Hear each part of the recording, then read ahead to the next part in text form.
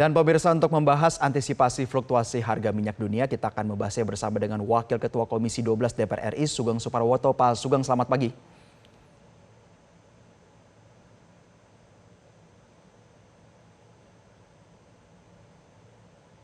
Selamat pagi, Pak Sugeng. Ya, selamat pagi, Bung Yus. Ya, terima kasih telah bergabung bersama kami. Pak Sugeng, harga minyak dunia sempat terjadi kenaikan lalu turun lagi. Apa rekomendasi DPR untuk mengantisipasi fluktuasi harga minyak dunia ini juga dengan asumsi penguatan dolar terhadap rupiah kepada pemerintah?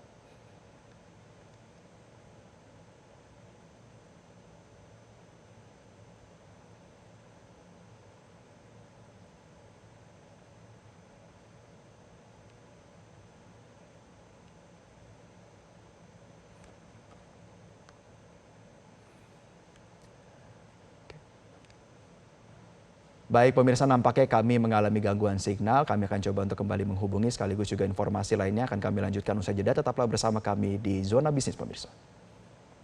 Pemirsa, kembali kami akan ajak Anda untuk membahas antisipasi fluktuasi harga minyak dunia. Kita akan membahasnya bersama dengan Wakil Ketua Komisi 12 DPR RI, Sugeng Suparwoto. Pak Sugeng, selamat pagi. Ya, selamat pagi Bung Joseph dan selamat pagi pemirsa Metro TV.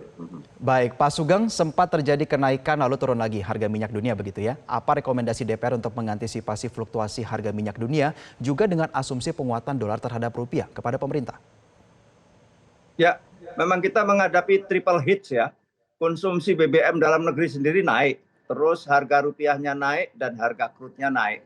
Jadi ini harus kita akui, ini akan sangat-sangat berpengaruh terhadap keuangan kita, keuangan negara dalam hal ini fiskal.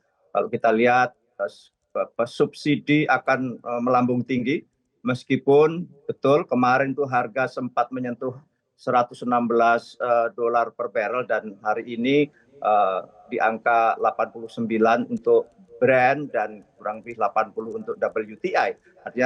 Artinya turun drastis, turun hampir 10% juga, yang beberapa hari kemarin itu naik luar biasa. Bahkan sebelum perang itu harga Brent itu hanya 60 dolar per barrel, harga WTI itu 64 dolar per barrel. Jadi melonjak sedemikian rupa dan faktor utamanya jelas, yakni adalah perang antara Iran dan Amerika, melawan Amerika dan juga Israel. Jadi faktornya memang jelas, begitu ada tanda-tanda akan perang akan mereda sebagaimana diumumkan oleh Donald Trump, maka dengan begitu juga lantas turun harga BBM ini, harga crude dunia. Memang faktor utama dunia itu dari sisi konsumsi sebetulnya sebelum perang tidak terlalu berlebihan antara produksi OPEC ya, OPEC plus itu yang kurang lebih 100 juta barrel per hari dan konsumsinya sekitar 99 juta barrel per hari, sehingga terjadi balancing dalam hal supply and demand dalam konteks minyak dunia. Tetapi begitu ada perang, maka sangat terganggu, terlebih-lebih kalau Selat Hormuz lantas ditutup oleh Iran dan juga beberapa katakanlah refinery atau kilang oleh Aramco beberapa waktu lalu telah terkena sasaran juga serangan, dan juga di Bahrain terkena dan sebagainya, dan sudah barang tentu akan juga mengganggu suplai crude dunia, itu hampir dipastikan, di mana lalu lintas logistiknya juga terganggu, sementara juga pasokan produksi ke pasar juga berkurang. Nah, ini yang tetap harus kita antisipasi, meskipun hari ini turun di angka kurang lebih 89 dolar per barrel untuk Brent. Nah, dengan angka segitu saja kita masih defisit besar ya, karena ICP kita, Indonesia Crude Price kita 70 dolar per barrel, dan itu dengan 70 dolar per barrel dengan dolar 16.500 sebagaimana ditetapkan dalam APBN, subsidi kita sudah 210 triliun tuh, dan ditambah kompensasi totalnya menjadi kurang lebih 385 triliun karena ada kompensasi seperti Pertalite itu ditanggung dulu oleh Pertamina, baru nanti di kemudian hari dibayar oleh pemerintah Pertamina. Jadi itu kompensasi. Subsidi itu menyangkut tentang LPG 3 kg, minyak tanah karena di wilayah timur minyak tanah belum dikonversi menjadi LPG dan LPG dan listrik ini besarnya kurang lebih besarnya 210 triliun dalam APBN tahun Iya. 2026 ini. Jadi dengan harga yang melonjak tinggi ini dipastikan juga akan mempengaruhi Baik. besaran subsidi. Baik. Maka salah satu mungkin itu yang akan menjadi kerja keras dari pemerintah untuk Iya, tetap Pak agar Sugeng. tidak berdampak yang keras bagi Baik, Pak rakyat. Sugeng, sebelum kita berbicara soal dampaknya kepada APBN, bicara soal antisipasi terlebih dahulu, kita melihat Jepang punya cadangan 250 hari. Bahkan yang juga sempat viral, Filipina juga menerapkan skema kerja 4 hari. Apakah pemerintah perlu untuk mengkaji kebijakan untuk antisipasi umur ketersediaan BBM kita?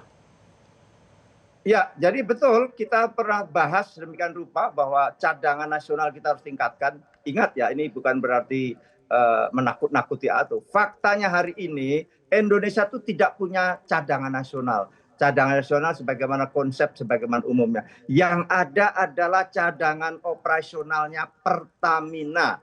Kebetulan Pertamina itu milik pemerintah sehingga itulah sekaligus sebagai cadangan. Dan konsep cadangan sebagaimana umum Indonesia tidak memiliki. Kita pernah gagas itu. Contohnya apa? Contohnya Jepang. Jepang punya itu cadangan nasional, yakni berupa apa? Berupa storage tangki-tangki timbun BBM. Dan itu di luar korporasi.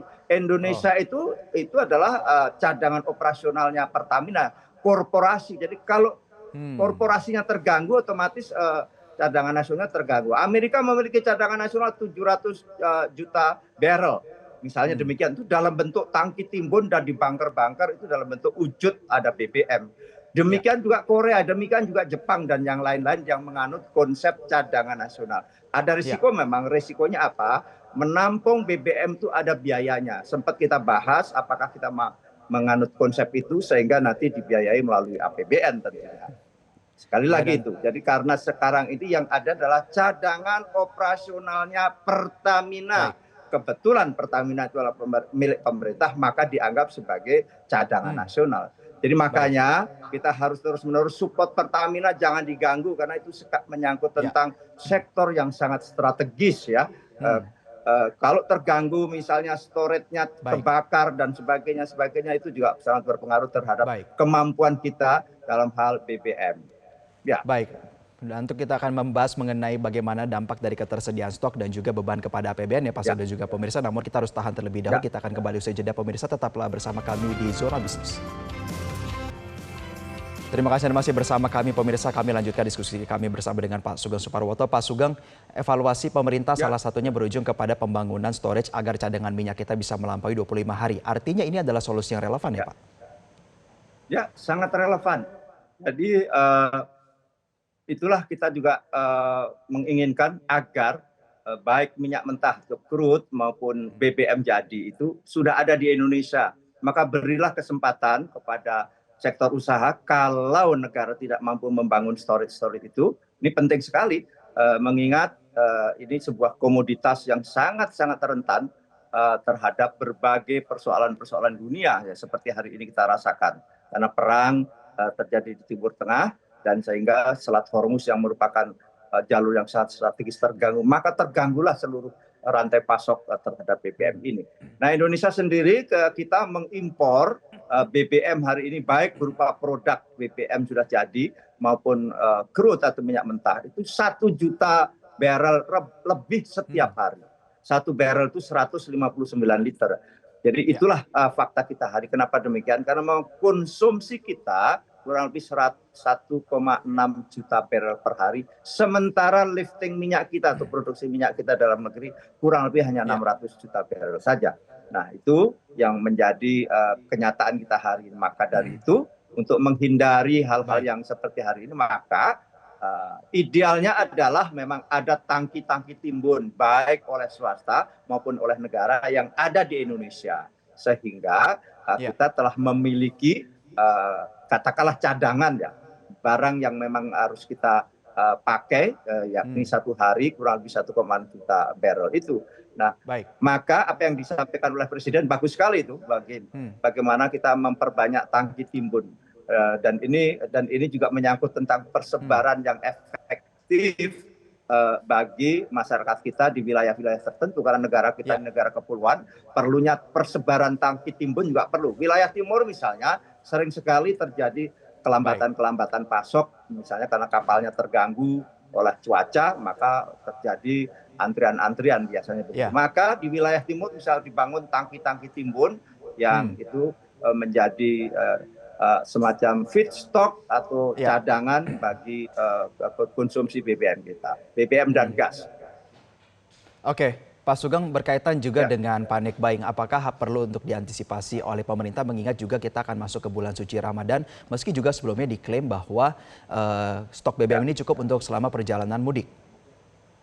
Betul sekali, jadi bahwa cadangan BBM kita, stok BBM kita cukup. Bahkan Pertamina mengantisipasi dengan menaikkan stok-stok di masing-masing region ya.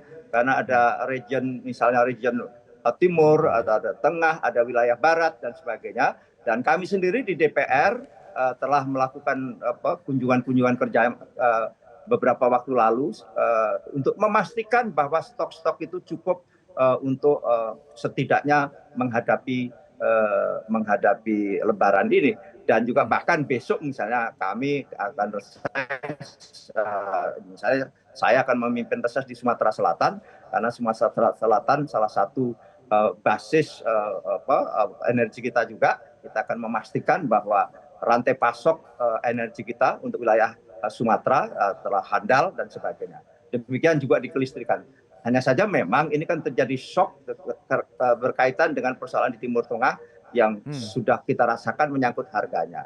Mudah-mudahan rantai pasoknya nanti juga tidak terganggu sehingga barangnya ada, sehingga kita bisa terus melakukan impor terhadap baik berupa minyak mentah maupun gas.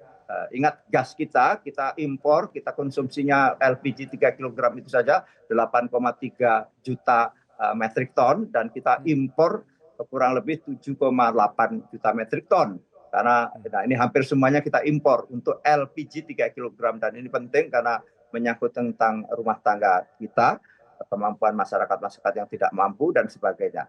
Memang problem utama kita, kebijakan apapun yang kita perhatikan adalah bagaimana masyarakat, yakni kemampuan daya beli masyarakat, ketersediaan barang itu sendiri, dan juga mudah dijangkau, apa yang disebut dengan affordability-nya. Inilah yang terus kita bersama pemerintah, DPR atau Komisi 12 yang membidangi energi, ini terus melakukan upaya-upaya jangan sampai imbas ini langsung kepada masyarakat. Dan termasuk di dalam keuangan negara, misalnya di bagaimana fiskal kita kalau kita lihat bagaimana kemungkinan fiskal akan naik, saya kira ini juga menjadi perhatian kita. Baik, tentunya kita juga berharap bahwa kedepannya pemerintah dan juga parlemen bisa mengkonsolidasikan situasi ini dengan baik ya. Terima kasih Wakil Ketua Komisi 12 DPR RI, Pak Sugeng Suparwoto telah bergabung bersama kami pada pagi hari ini. Jelajahi cara baru mendapatkan informasi. Download Metro TV Extend sekarang.